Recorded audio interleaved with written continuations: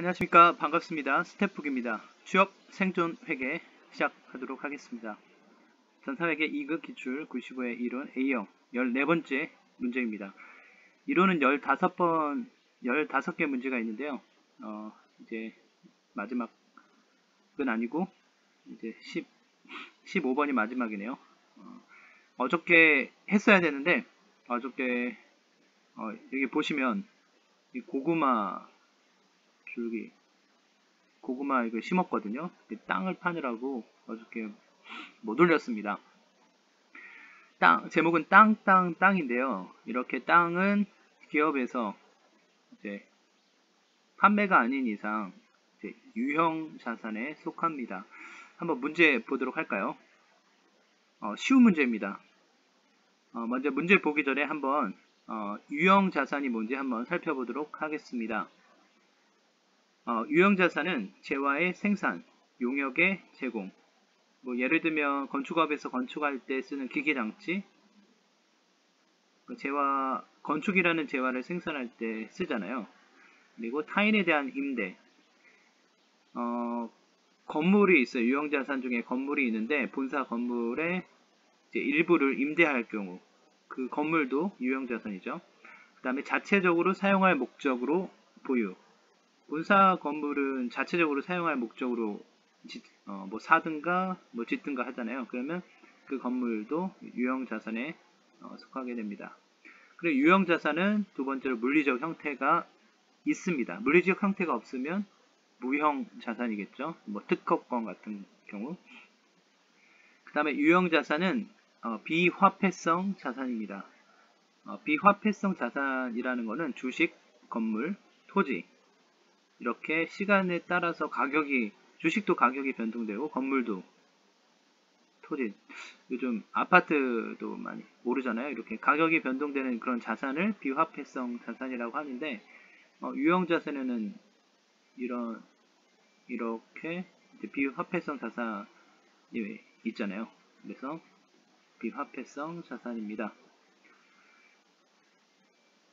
그 다음에 그 유형 자산의 예가 나오는데 나중에 보면 이제 보기에 나올 건데 이제 설비 자산은 보니까 유형 자산에 토지를 뺀 것, 그러니까 토지를 제외한 이제 자산들을 설비 자산이라고 하는데 아마도 토지가 감가상각을 하지 않잖아요. 그래서 아마 설비 자산이라고 이렇게 개념을 만든 것 같아요. 그 다음에 유형자산의 종류에는 건설중인 자산도 포함이 됩니다. 유형자산 건물을 짓고 있는데 아직 완성이 되지 않았어요. 그러면 그걸 어떻게 해야 돼요? 그러면 그것도 유형자산으로 건설중인 자산으로 일시적으로 이제 유형자산에 이제 씁니다. 그 다음에 유형자산의 예로 토지. 토지는 감가상각을 하지 않습니다.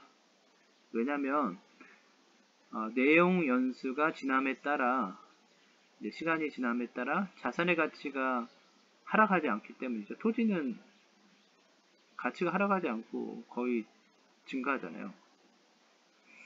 그래서 토지는 감가상각을 하지 않습니다. 내용 연수라는 거는 가치가 잔존가치라는 거는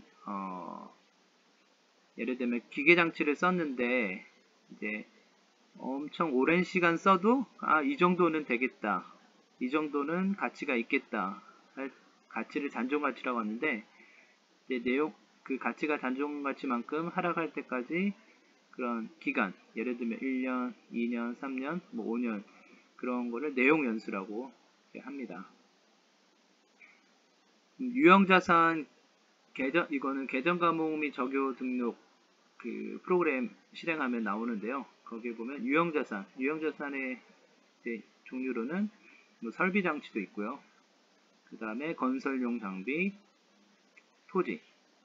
여기 보면 비상각이라고 되어 있죠. 다른 거는 상각이라고 되어 있는데, 그 다음에 건물, 그 다음에 기계장치, 차량 운반구, 자동차, 법인차, 그 다음에 건설 중인 자산. 모두 유형자산에 속합니다. 유형자산은 1년 이상 보통 쓰잖아요. 그래서 이제 비유동 자산에 속합니다. 본격적으로 14번 문제 보도록 하겠습니다. 다음 중 유형 자산에 대한 설명으로 틀린 것은? 1번 유형 자산은 재화의 생산이나 타인에 대한 임대 또는 자체적으로 사용할 목적으로 부여한다. 맞죠? 보기 2번 물리적 형태가 있는 비화폐성 자산이다. 유형 자산은 물리적 형태가 있죠. 그리고 비화폐성 자산, 그러니까 시간이 지남에 따라 가격이 이렇게 변동되는 그런 자산입니다. 왜냐면 건물, 토지 이런 게 시간의 지남에 따라 가격이 변동하잖아요. 그리고 맞고요. 3번 감가상각을 하지 않는 토지. 토지는 감가상각하지 않죠. 왜냐면 토지라는 가치가 시간의 지남에 따라 뭐 늘어나면 늘어났지 떨어지진 않잖아요. 그래서 근데 토지가 유형자산이 아니다. 이거 틀렸죠. 유형자산이죠. 토지는 유형자산입니다. 보이고 물리적 형태가 있고 또 뭐 공장을 지으려면 토지가 있어야 되잖아요. 그런 재화의 생산이 필요하고 토지도 뭐 임대를 줄 수도 있고 토지 자체적으로 사용할 목적이 있기 때문에 유형자산이죠.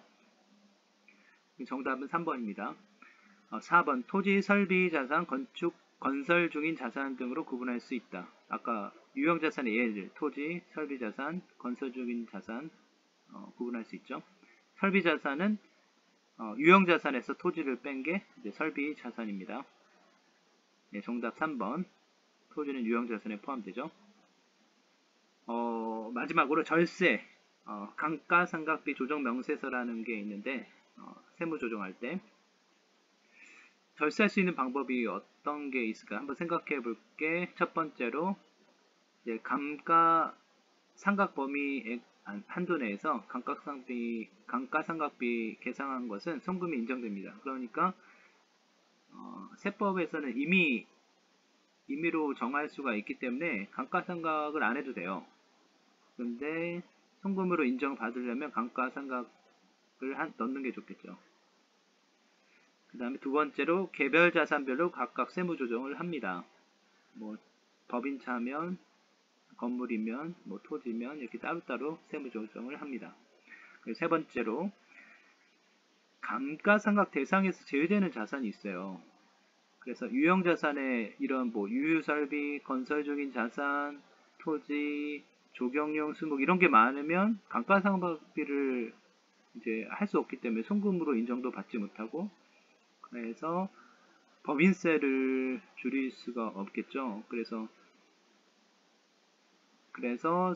사업에 그런 유형자산을 유휴설비 없이 잘 사용해야 되는 게 절세인 것 같습니다.